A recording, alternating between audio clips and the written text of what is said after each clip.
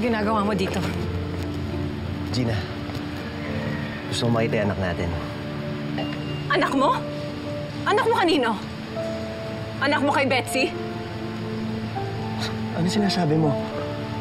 Buntis yung kabit mo. At posibleng ikaw ang ama.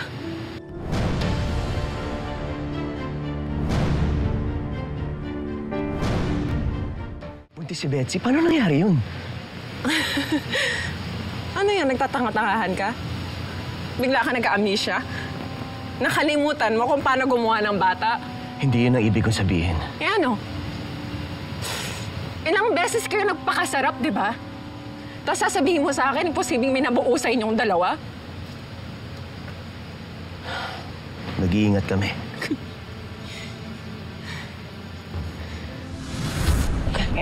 Oh?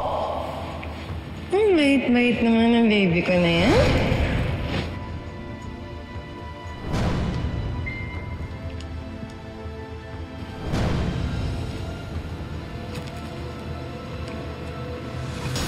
Oo nga pala. Yung condom. Doon ako unang nagduda sa'yo, di ba? Hayop ka. Nagsinungaling ka pa sa akin. Gina, huwag kang maniwala kay Betsy. Baka niloloko na naman niya. Nanggaling na kami ng hospital, Gerald.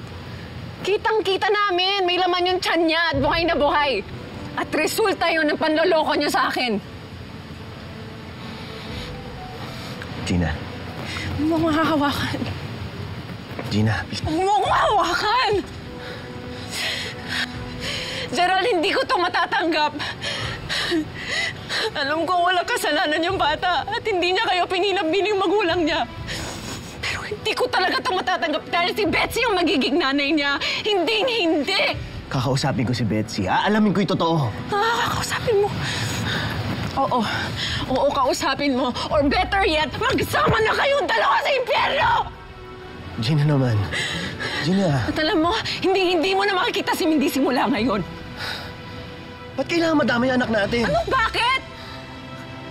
Magkakaanak ka na, di ba? May bago ka nang aalagaan! Kaya wala ka ng lugar sa pamilya namin. Wala ka nang babalikan sa amin.